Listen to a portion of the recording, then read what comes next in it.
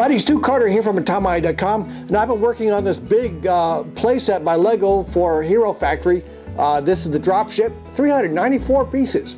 I thought I'd take some time to give you some tips on assembling these big Legos projects. And this is designed for some of you younger fans. You know, if you're an experienced Legos builder, you probably don't need these tips. But if you want to add some into the comments, I'd sure appreciate it. I think the other guys would like that too. Okay, so here we go. Okay, so the first thing I'm going to do is I'm going to build this on a good table, a clear table, not with a tablecloth. I've got a wood table here. I'm not going to build this on the rug because you're going to lose parts on the rug with all the, carpet and stuff. And I've got little cups to separate the small pieces out in, see? See, all the small pieces are in little cups. I didn't necessarily divide them up by color, but at least I could find the smaller pieces easier this way. Oh, look over here. I've got some small pieces in these big parts. They're going to be hard to find if they're all in here with the big parts, so I take the small pieces and I put them in the cups.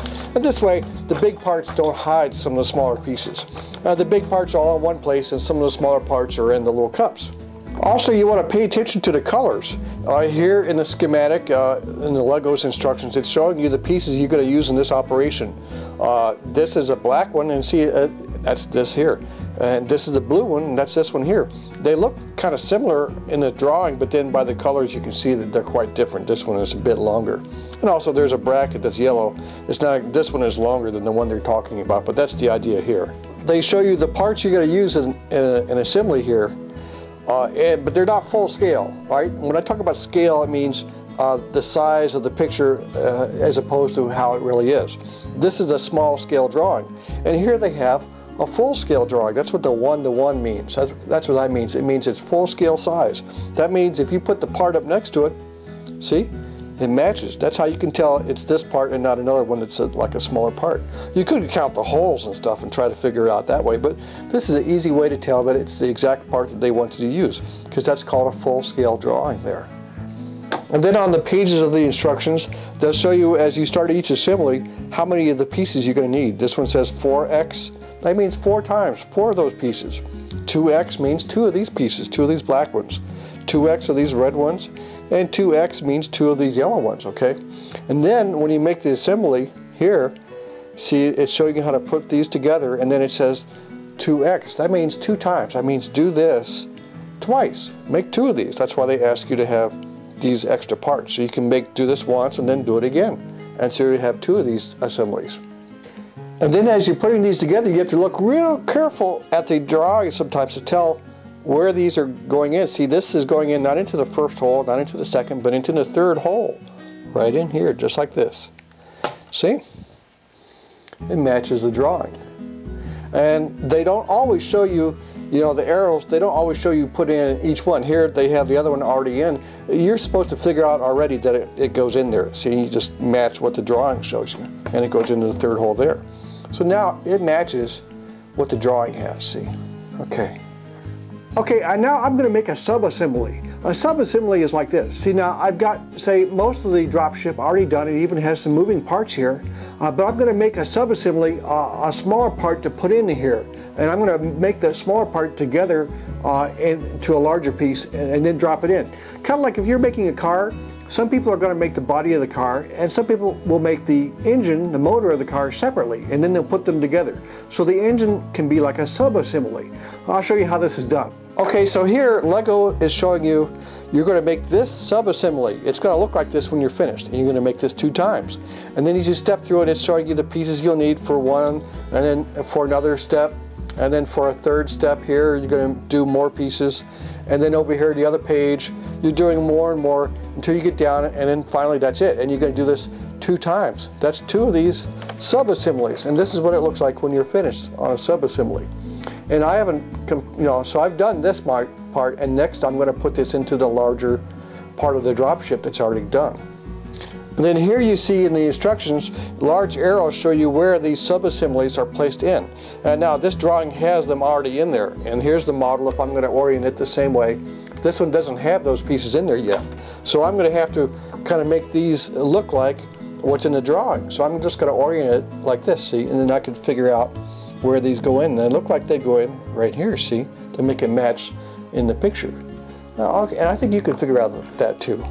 And one more thing, watch the spatial orientation of the drawing. Now, spatial orientation is not like Star Wars space. It just means how the item, the dropship is positioned in front of you, in your own space in front of you. And so in this drawing, they've got these nacelles kind of turned like this, and then they put the things in. And I'm going to hold it the same way when I assemble it. And that way, when this wing goes in, I know the wing is going in like facing out this way, okay? So keep the orientation, the spatial orientation in mind when you're assembling these. And don't get frustrated. Take your time. There's no need to do this all at once. This one is taking me a long time to do. I took a break. I had some dinner. I had some lunch. I went and watched TV for a little bit and come back to it, and that way I could have more fun putting it together. If you're good, if you like it, you can maybe do this one in about 4 hours. But if you get a little frustrated, things aren't understanding quite right, things aren't working right, walk away for a while, take a break, and come back, and maybe you'll see it differently. And also, the dropship does come with some stickers to finish it off. And you'll see in this sub-assembly here where I'm making this wing part, it's showing the stickers on here. And so I could take these stickers off here and put them on now. It's probably easier to do that now before I put it into the bigger part of the ship. But I'm not going to do that in this assembly because I'm going to send this toy, I'm going to take it apart after I finish it and send it to my son. And I'll let him put the stickers on, okay? And here's something tricky. All these parts do have numbers on them, like in the blue letters in the box. This is part number 14. And it's helpful sometimes because some of these parts do look alike. This one looks a lot like that, but it's not quite right, is it? But this one does look like this part here. And what's helpful is on these big parts, it even has a number 14 right here written on the part. And this one that looks like it, it's number 13. And the reason I did that is because where this goes, see, this goes on the side here, and it's going to go like this. See? And if you was to try to use the other one, it's not going to fit. It's not going to fit. It's not going to work right. So that's why they numbered these differently so that one goes on one side and the other one goes over here on the other side. And it's going to fit better that way, okay? And here's another reason you want to look carefully at the diagram. In this assembly, I'm using one of these long yellow bars, 2 of these pegs, blue pegs, and 1 of these green things, right? And notice the blue pegs are long and they have a little washer in the center. So there's like a short side and a long side. And when you put this together, it's showing you it wants the longer side to be sticking out. So if you were to put the long side in like this, it wouldn't be right. It wouldn't work right. So they want you to put this in carefully with the longer ends out, see? Okay, so it's more like this, see? So that they're flush here and then the longer ends are here. It's going to be able to hold 2 other things on top of it besides this gray. Going to hold 1 more thing on top besides the gray one. Okay? So there I finished it, the Lego dropship with the Nave Lanzador figure. Took me about 5 hours. I have a few pieces left.